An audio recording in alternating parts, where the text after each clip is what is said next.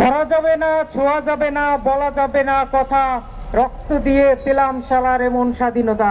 সংগ্রামী সাথী ও বন্ধুগণ, আজ আমরা এমন এক মুহূর্তে দাঁড়িয়েছি যেখানে স্বাধীনতার 54 বছর পরে এসেও আমাদেরকে স্বাধীনতার কথা বলতে হচ্ছে জাতীয় প্রেস ক্লাবে।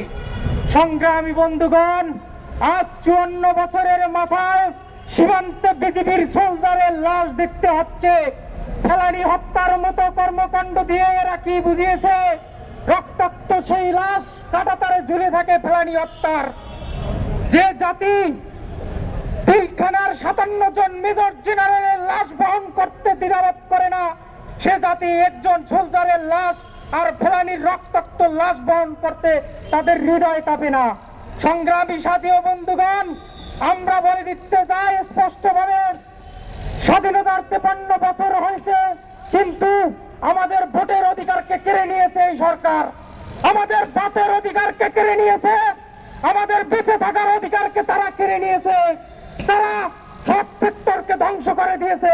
শিক্ষা, বাণিজ্য, দুঃশাসন থেকে শুরু করে প্রশাসনকে দলীয়করণ করেছে। এই দেশটাকে একটা পুলিশি আইন জারি করে রেখেছে। এই পুলিশি শাসন দিয়ে টিকে যাবে না। কতকাল টিকবেন? ব্রিটিশ থেকে শুরু করে 200 বছর ব্রিটিশ এই ভারতীয় উপমহাদেশ শাসন করেছিল, কিন্তু তিতুমিরের বাঁশের কেল্লা, কাজী নজরুলের বিদ্রোহী কণ্ঠ, ক্ষুদিরাম বসির সেই ঐতিহাসিক ফাঁসির মঞ্চে সেই ধিক্কারের কথায় তারা টিকতে পারেনি এই বাংলায়।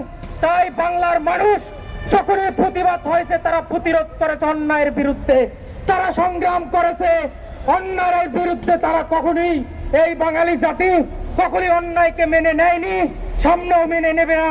সংগ্রামী সাথী ও বন্ধুগণ, আমরা বলে দিতে চাই, এই দামি সংসদকে আপনারা বয়কট করে, এই জাতি বয়কট যেহেতু করেছে, আপনারা এই বিলুপ্ত করে অনতিবিলম্বে একটা জাতীয় সরকারের আন্ডারে একটা জাতীয় সরকারের নির্বাচন দেন।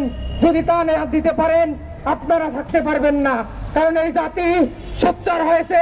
আমার বিজিবি বাইরের সোচ্চারের সেই রক্তে রঞ্জিত সীমান্ত আর জাতি সহ্য করবে না। তাই আসুন একসাথে গণ অধিকার পরিষদের আন্দোলনে, সংগ্রামে আমরা সামিল হয়ে যাই। ধন্যবাদ সবাইকে।